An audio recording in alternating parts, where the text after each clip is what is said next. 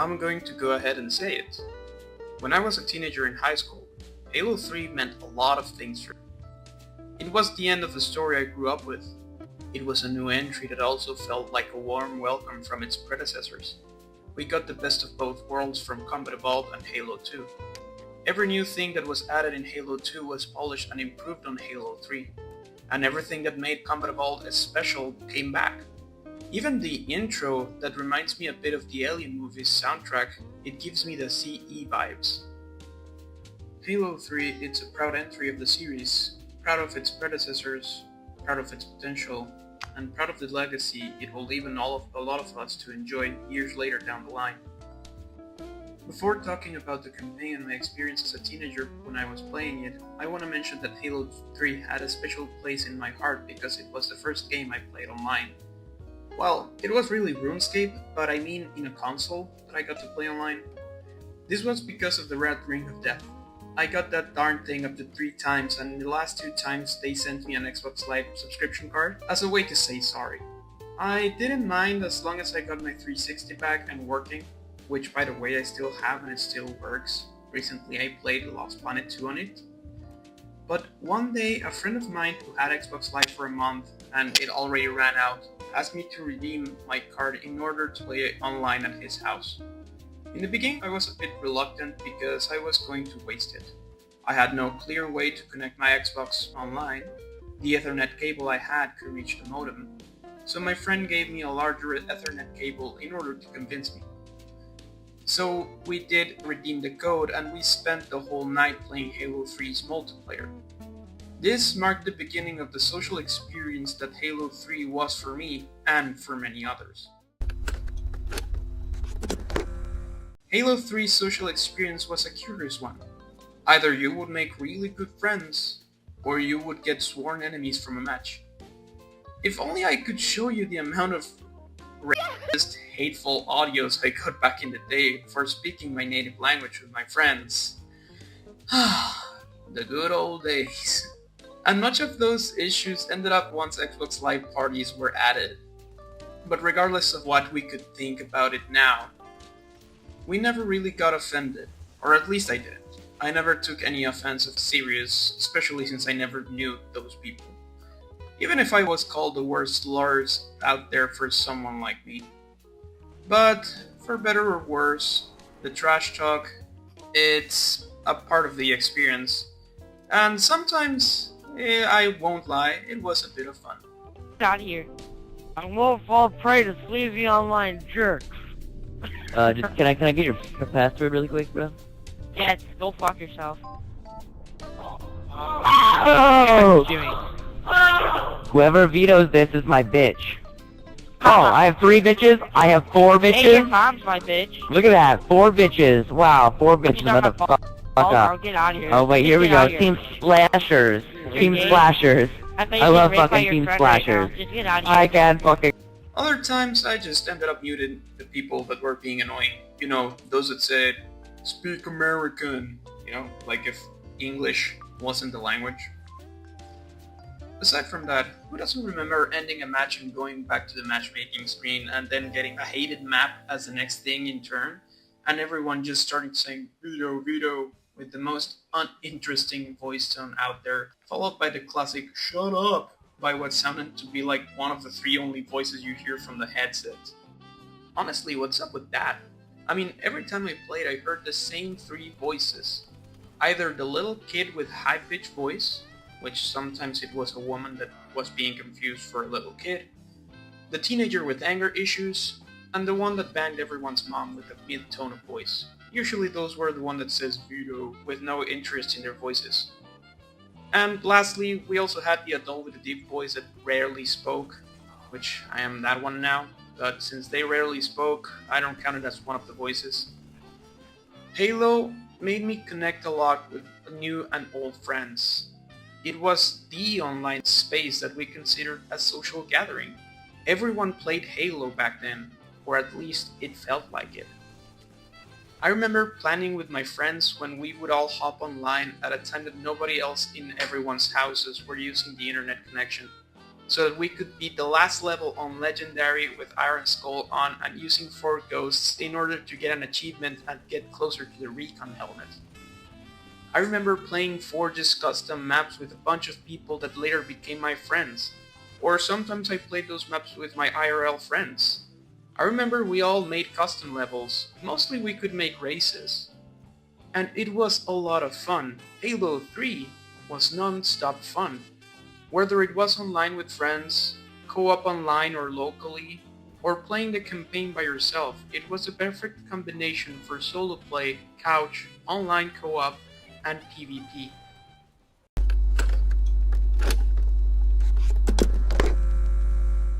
All I can say is that I remember the euphoria that Halo 3 was, the icon of gaming it became, and the staple of storytelling, cinematics, and gameplay it was. The social experience it pushed forward with its competitive games, but also with the loved custom maps. And oh god, the custom maps were like the greatest thing we got in my opinion. I remember spending hours and hours of my day playing infected modes with my friends and the gauntlet types maps that were made, the races, and of course making our own and learning mechanics for the Forge to improve on said maps. The sky was pretty much the limit. It's something I miss from games nowadays. And I know that the new generations have their social games like Fortnite, Roblox, Peak, or Repo, but nothing comes close to the Halo 3 experience. And I know I said this a lot already, but it's hard to explain if you weren't there.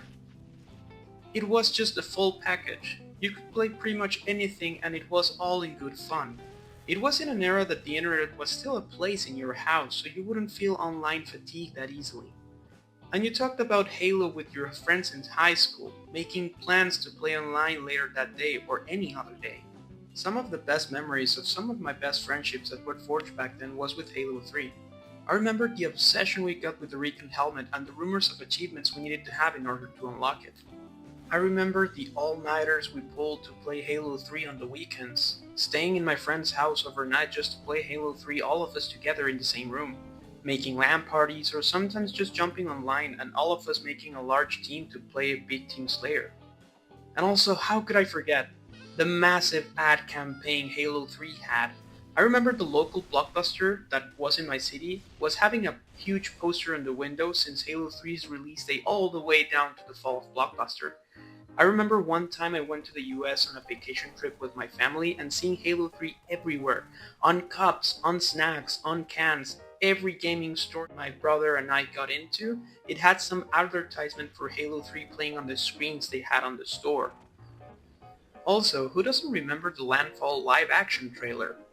A cinematic, gritty experience with Marines trying to locate Master Chief and the issues regular soldiers had to face in the midst of the battlefield.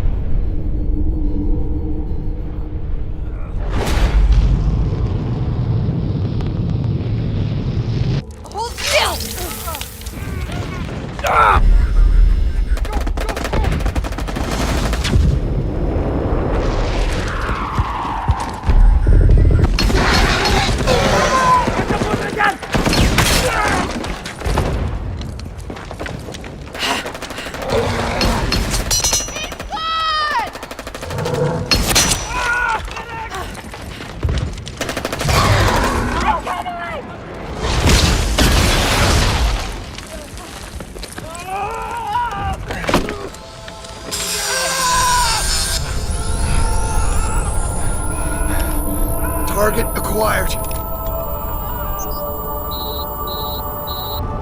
That's it, we got him. Recovery team has his coordinates. Touching down soon. Fall back, fall back.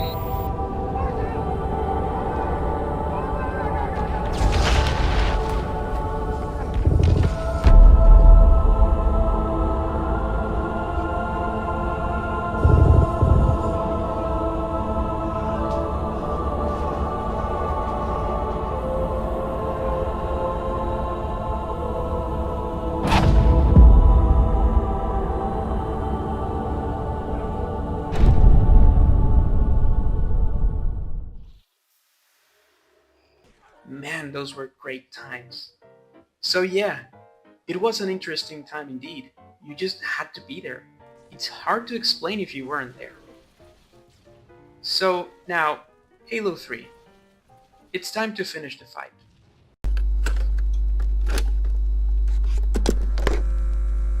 As of right now, I've played only a couple of missions of Halo 3 as I wrote this on the Master Chief Collection, so I'll take the time to go in blindly with the memories I have of Halo 3 and what I remember feeling as a teenager. What I remember first is the feeling of disinterest and fear of disappointment. Since Halo 2 wasn't something I liked back in the day, I felt cautious buying the game with the money my brother and I had for working during the summer and having to save that money for Halo 3. But I had to know how it ended. I had to know where the story was taking us now. Also, what changes would be made from Halo 2 and what would stay. My first impressions were pretty positive from the beginning. On the first few minutes of the game, we got pretty much an introduction to most of the returning main cast from Halo 2. And a side note, Halo 3's Spanish dub was awesome this time. That's in the voice acting. I remember it had the Mandela effect on Halo 2. So yeah, it was really cool to listen to them in Spanish and being spoken well now. In the moment the campaign starts, we hear Cortana giving a speech on why she chose John Sierra 117, also known as Master Chief. It wasn't for a particular skill he showed. She chose him because she thinks he's lucky. And to a certain point, she is right. But come on, he has plot armor. If it wasn't for that, I'm 99% sure he wouldn't have gotten out of the Pillar of Autumn in the first place. But this precedent states for how long at least Cortana has been aware of Master Chief and how long she has known him. Also, it shows how delulu Master Chief is by jumping out of a ship in Earth's low orbit. Luckily, Chief survives, proving Cortana right. He is found by Johnson and his squad assessing the situation Chief might be in, and Johnson considers for a moment leaving him there before coming back with heavy equipment to carry him to safety. That until Chief reacts and gives up indication of where is Cortana. Then he spots a blurry figure in the background moving and rushes to it, discovering it's the Arbiter, and Johnson stops him by telling him the Arbiter is on their side. The Arbiter only responds, "Were it so easy," implying that Chief would need to do way more to take down the Arbiter.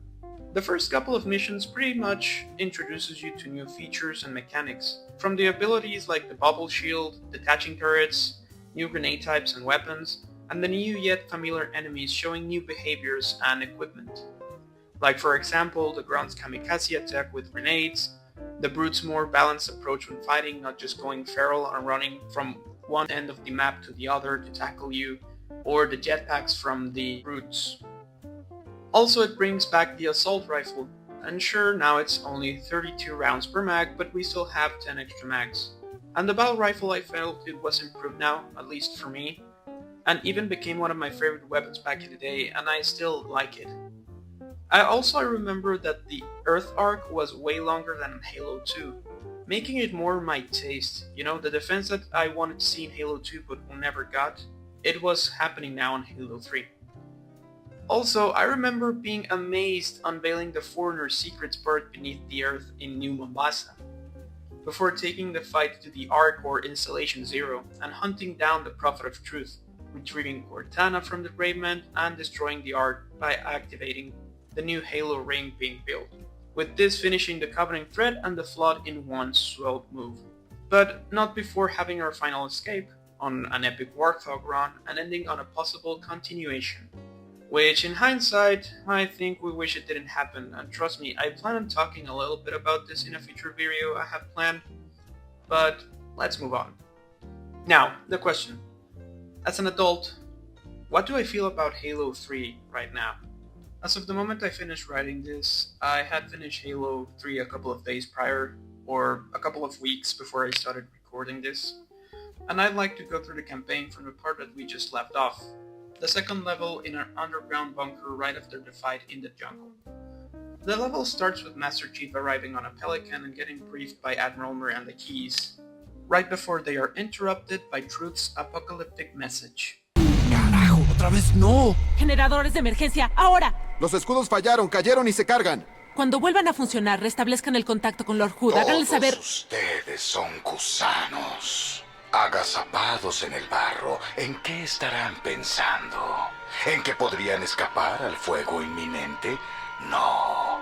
Su mundo arderá hasta que su superficie no sea más que ruinas. Y ni siquiera su demonio vivirá para introducirse ennegrecido en su agujero para estropear el reflejo de nuestro paso, la culminación de nuestro viaje. Pues su destrucción es la voluntad de los dioses. Y yo soy su instrumento. Our job here is simple. We have to defend the bunker while the wounded are being evacuated, and then we have to arm a bomb to blow it all up and fall back to Voy through the Savo Highway. This mission is mostly a vehicle mission where you just go from point A to point B and take anything down in your path, but it's a very fun mission. I really like long vehicle segments. The next mission demands we take down an anti-air weapon from the Covenant, so that it is safe for the Flyboys to take down the Covenant ships and destroy the Ark. But we were sadly too late. Just after the attack begins, the Ark opens a portal and the Covenant ships hurry inside the portal in the sky. In all the confusion, a ship jumps from hyperspace. It is a Covenant ship, but it looks weird. Then we realize this one is infected by the Flood. The worst fear humans could have done, it became a reality. The Flood has arrived on Earth. Now, I want to make a brief pause here. Remember how in Halo 2 the Flood were shoved aside and portrayed more like an annoyance rather than a danger? Well, now they are so back. The Flood are great again. They are fun to fight against, and they have a grade A level of importance they had in Halo Combat Evolved. But now, it's on our turf. Now it's us, humans, facing it, and the infections must be contained before it spreads to the whole planet. Gameplay-wise, I see why humans, or any other species for that matter, didn't stand a chance against the Flood. They take down any living being so easily and reanimate it real quickly. Even fallen Flood that are whole enough can be brought back to life by other parasite forms. We also get more Flood variants like the Brute Flood and some spider-like Flood that can transform into a hulking brute that fights close, or a large mouth with teeth that behaves like a machine gun nest. I must say, I really love fighting the Flood in Halo 3. Also, during this segment, there is a brief nod to Halo Combat Evolved with the Crazy Marine. But now you have a Marine surrounded by bodies of what seem to be his team members. Listening closely to this Marine, he says he saw the parasite crawling beneath his skin and started talking. ¡El sargento! ¡Todos estaban infectados! Podía verlo arrastrándose, deslizándose bajo su piel. Entonces subieron, comenzaron a hablar. ¡Oh, Dios! ¡Sus voces! ¡Oh, Dios! ¡No! ¡Haz que paren!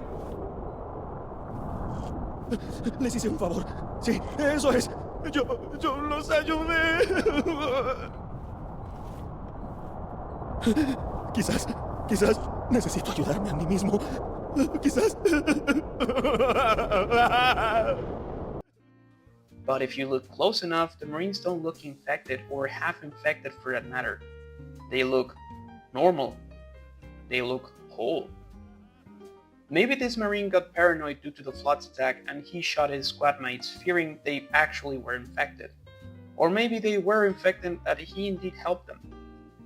Something odd regarding that Marine is that I clearly remember that he had a pistol in his right hand, which he aimed to the side of his head, shaking a bit before putting the gun down, only to repeat the cycle of animation time and time again. In the Master Chief Collection, or at least the moment that I played it, the pistol was gone. And look, I'm not going to say that this breaks the game for me or anything, but I personally don't love when serious topics are censored because they might hurt some person's feelings or sensibility. This is because people, sadly, in real life do commit to things like that. Sadly, people are taking down that horrible rabbit hole, and censoring it on a video game won't make it go away. Actually, every time I meet this Marine, I really want to help him. I want him to be safe, and obviously I want him to forgive himself, and I want him to live on. So that's why I don't really understand why this segment was pretty much censored. The heavy scenery in the moment takes the emotion 1,000 times more strong. I've never played that part on that level without feeling sadness and guilt because I cannot help it. For whatever I can do for Earth, I cannot help this individual person. But okay, regardless of my personal thoughts of the scene, it's still a very sad / horrifying scene to behold. Briefly after that, while the flood parasite is expanding all around us, the elites appear to help humanity stay clear of the infected zones while they deal with the parasites. Another brief parenthesis, I just love the Arbiter's smile in this scene where the elites drop off the pods, or at least it kinda looks like a smile to me. He's gotten very expressive in Halo 3. Then Chief takes course to the crash site in hopes of finding Cortana and retrieving her from the gravemine. And when finding what Chief thinks it's Cortana, Guilty Spark reappears, apparently trying to help Chief out. Chief obviously doesn't trust Guilty Spark at this moment due to the events in Combat Evolved, but Guilty Spark assures him that since the installation was destroyed, it doesn't have other purpose on its programming except helping the Reclaimer, that one being Master Chief. Which it kinda makes sense, but if that was on Guilty Spark's programming, wouldn't activating the Halo rings be like a last resort method instead of the very first course of action like in Combat Evolved? I mean, in Combat Evolved, the Flood are contained in the installations, are they not? Assuming that the existence of a possible host is the only parameter to fire the rings feels a little like overkill. Especially since Halo 3 it seems you beat the Flood for good. So yeah, a bit of inconsistency from the character of Guilty Spark, but to be fair, Halo 2 and 3 are filled with weird alliances pretty much all the way to the end, and a lot of inconsistencies in story, but we don't mind it since it's technically written well and acted well. So in the end of the discussion, Chief agrees reluctantly, and they are pulled towards to an elite ship while we see other ships in the background glassing everything to stop the Flood's expansion. It's kinda ironic that in the end, to save Earth, a part of it must be glassed. I mean, since that's the equivalent of the Covenant's weapons of mass destruction, if not, remember how Reach was destroyed. Sure, there was ground warfare, but only in places that the Covenant required to find or retrieve something. The rest is glassed into oblivion. While in the ship, the device Chief thought was Cortana was just a recording for Chief, where Cortana explains that the Gravemind doesn't fully know about where the portal in the Ark leads to, or that there are other ways to deal with the Flood without activating the rings. After the message, it's clear for the elites that the fight must be taken to the other side of the portal, but Lord Hood understandably disagrees. He wants to stay back and hold off against the upcoming Flood invasion for as long as they can. This sparks a discussion between the shipmaster of the elites and Lord Hood, where both go at each other's throats without mercy. And sure, we are allies now, but remember that the elites have committed a lot of atrocities against humans throughout the Human Covenant War. This alliance is an enemy of my enemy situation, not an alliance that started on trust. Besides, even if the elites did the right thing, in the end we learned that the elites ended up glassing half a continent in the attempt to stop the Flood's invasion, which I can understand Lord Hood's harsh words. I would honestly lash out the same way if I was in his place. Countless lives ended to save countless more. Even though practical, it still just doesn't feel right. And it also doesn't help that the shipmaster mentions that due to the Arbiter's request to limit the glassing, he would have chose to glass all of Earth. All I can say is, thanks Arbiter, that's why you're my favorite character in Halo besides Noble 6. Also, in the end, pretty much the Arbiter is the one that gives a very compelling argument as to why we must go through the portal.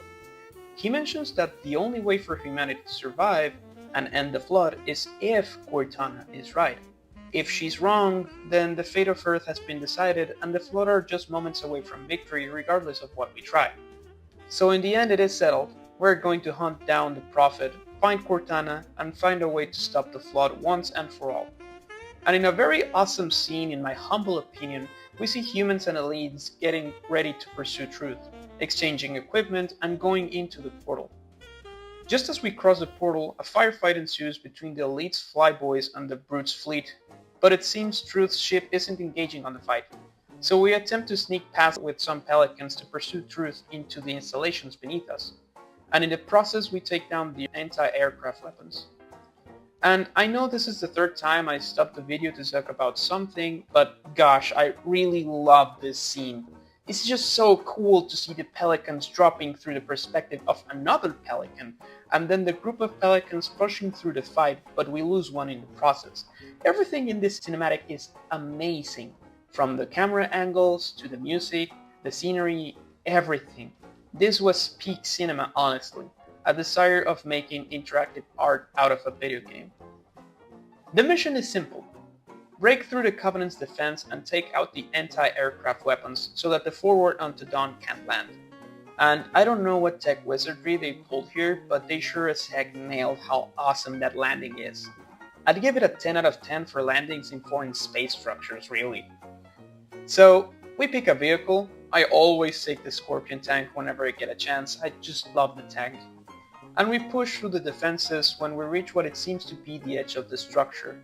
And there we found out that the structure is in fact the Ark. Guilty Spark explains why its knowledge of all the Forerunner installations is limited. That is in order to avoid vital information being given away if they were captured by the Flood, and explains that the Prophet of Truth has reached a critical part in the Ark and has raised shields to prevent us from chasing any further. And as always, the Arbiter ends up making a funny face when two Banshees appear. Oh, Arbiter, you're just so expressive, aren't you?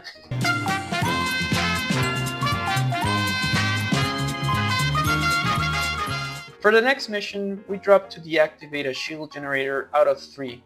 The elites will take care of the second one, and Johnson and his team will take care of the third one. This will make a portion of the shield to drop and let us through and continue chasing Truth. This mission has the cool environment of a dogfight above us, with Hornets and Banshees while we push through the defenses of the Covenant. And also we get to use the Spartan Laser, which is pretty much a one-hit kill weapon for basically anything. Except Phantoms, I believe, but vehicles, turrets, flesh and bone is gone in a blink of an eye.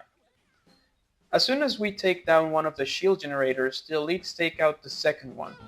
But Johnson's team is met with heavy resistance through brute reinforcements and they must fall back. And it's up to us then to go and take out the shield generator. On our way we take a Hornet to reach the third generator structure, but we don't see Johnson's team anywhere. Either way we manage to deactivate the shields and bring it down, and as soon as the elite's Corvette is passing us by, something slips from hyperspace. A giant bulking mass comes crashing down from the sky and we realize it's the infected High Charity, the large citadel from Halo 2. So now we have to worry about the Flood slowing us down. Now here's what I fully don't understand. How did High Charity found us? On Cortana's message it said that the Flood didn't know what was on the other side of the portal, or what it led to. But now it's here in the Ark. So how did the Flood knew where to navigate to? I mean, maybe this explains somewhere, but I'm not 100% sure where this is found. But I can assume that the Gravemind eventually took that information out of Cortana in High Charity. Otherwise, it's just an ex machina for the Flood showing up. But I really don't mind this, since the game is so awesome, so we'll just allow this. So we end up making our way to the Prophet of Truth, but we are still far away from him powering the rings. And here we found out that Johnson was captured again, and the Prophet needs him to start the installations, since it seems it needs humans to activate it. And look, I know that 343 eventually retconned everything on the lore, but to my understanding, the humans were descendants of the Forerunners. That's why only humans could activate the rings. So for this story, we're sticking to this lore part. So Johnson is taunting the brute that has him captured in order to have himself be killed, to avoid firing the rings. But suddenly a pelican crashes into the window behind Truth, and out of it comes the Admiral Keyes with a shotgun, taking down brutes without a second thought. And again, let's stop this. Sorry for stopping this so often, but what happened to all the other human squads? I get that the elite's Corvette got taken out of the sky due to the Flood, but couldn't Miranda bring a small firing squad with her? Isn't it foolish to assume that the Prophet is not going to have any sort of royal guard? But well, we forgive this too, I guess. So after a few seconds, she realizes she doesn't have enough ammo to take out all the brutes on her own, so her only option is to shoot Johnson and then shoot herself in order to crush the Prophet's plan. But in a moment of hesitation, the Admiral is shot from behind by none other than Truth, who is holding the weapon as if it was some sort of icky stuff that disgusted him. Ew. Being a total hypocrite since his species is only proven to be a warmonger against other species. So during this speech about the foreigners getting rid of sentimentalism in order to be strong, he places Johnson's hand in the big yellow button and starts the process of firing the rings. Once Chief and the Arbiter reach the top floor, they are met with the flawed lifeforms that explain that they are willing to help in order to stop what Truth has set in motion. So another weird alliances start for a really brief moment. And it's really cool seeing the Covenant attempting to stop the Flood only to become food for them. I must say this was one of the most memorable moments for me as a teenager, and I still see why. It's just so fun to play this part. After that, we activate a breach and reach the Prophet of Truth. While he's giving a speech to the Arbiter as the Flood is consuming him and Chief stops the process of the rings, the Arbiter silences the voice of Truth once and for all, fulfilling his revenge against those that betrayed him and used his species to fulfill their selfish goals. ¡La voz del Covenant! Mi reino debe ser silenciado.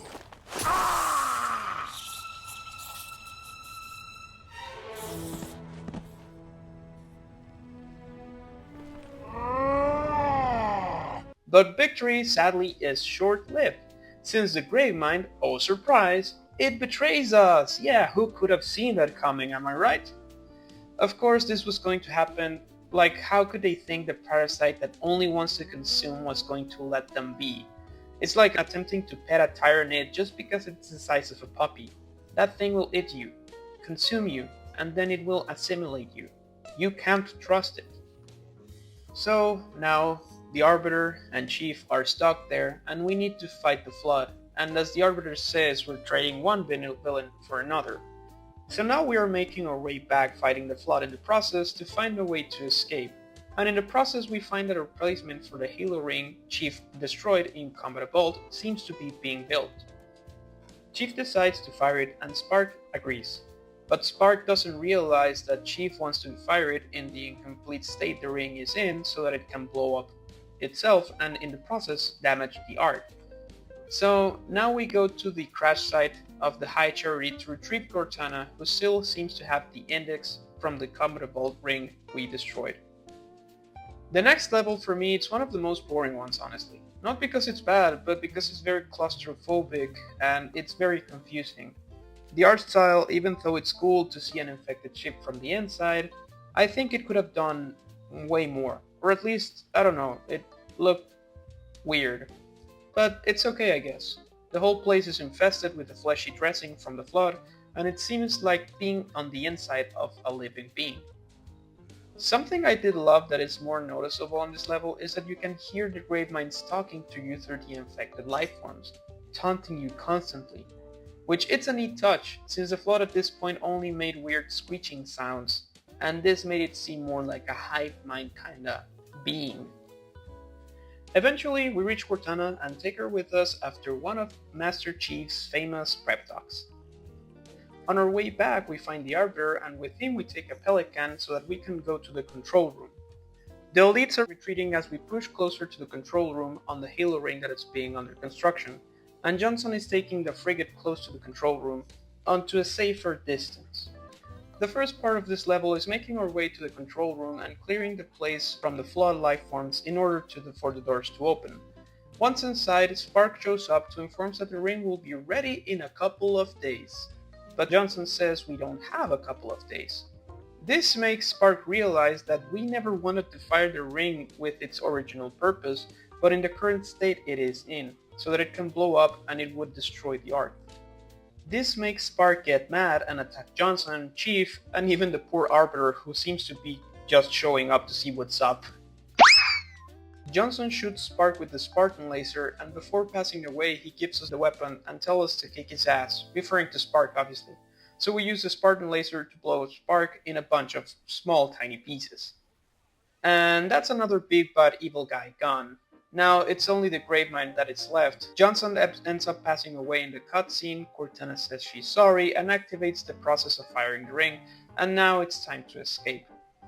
The next segment, I guess, there are no words to explain it. It's the famous Warthog run. It's similar to Combat Evolved, but now it's the ring itself blowing up instead of the Pillar of Autumn. It's just a perfect conclusion to a perfect trilogy. In the end, we drive and reach the forward unto Dawn where Johnson left it.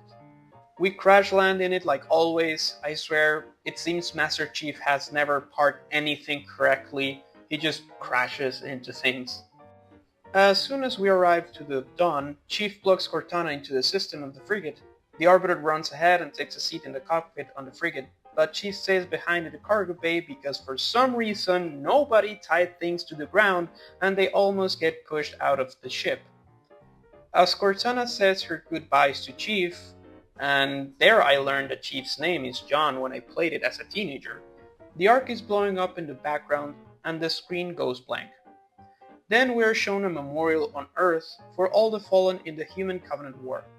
We see pictures of those who fell in the line of duty, there are flowers, medals, uniforms, and all that stuff. During this scene, Lord Hood gives a speech that even though humanity lives another day and the war is over, the price was just too high. Also, we see glimpses of the front half of the frigate falling in the sea, and it seems only the Arbiter made it back. Lord Hood has a brief word with the Arbiter to thank him and his kind for sticking to the end, even if he has still grudges against the elites for the previous years of the war. Lord Hood is convinced that Master Chief didn't make it out alive, but the Arbiter is not so sure he's really gone by saying, "We're so easy." Which, just as a fun fact, on the dubbed version in Latin American Spanish, it's said wrongly. It's not said like the equivalent of English of saying "where it's so easy." It says "it was too easy." So yeah, as a teenager that didn't make sense until I learned that it said "where it's so easy" in English. So yeah, fun fact there for everyone. Okay, so moving on. The elite fleet seems to head back home, and then we cut to Chief floating in 0G inside of the remains of the frigate. Cortana explains what happened and that she can light a beacon, but it might take a while before anyone finds them. Maybe even years. Chief proceeds to put himself in cryosleep, then the camera pans out. Now, if you beat the game in Legendary, you get a few seconds of a cutscene where the remains of the frigate seems to be getting closer to what it seems to be a planet. And this is where Halo 3 ends. And let me tell you, it was such a ride. The original trilogy holds a dear place in my heart, and in the heart of many others, I'm sure of it. It's a wild ride with a lot of beloved characters, an interesting story and lore, a killer soundtrack, and also great gameplay. Playing through it again, I remember a lot of amazing moments I had forgotten in my younger years. For moments inside the game or shared moments with my brother and or friends, from the local play to the online play. I cannot add more to my perspective as an adult since it still pretty much holds up. Of course it has moments that could have been better, but to be fair I think Halo 3 is perfect as it is. The trilogy is a masterpiece, but the third entry it sure is the crown's jewels, finishing adorning this amazing series so far. But we are far from over, since now we head into the other two titles that I played as a teenager / young adult, starting with Halo 3 ODST. The first of three technically spin-offs, but I never played Halo Wars, so I can't speak for that. So I guess I'll see you in the next video on the series My History with Halo, with the next entry being an ODST. This has been Dorkick speaking to you. Have a great day. Take care. Bye bye.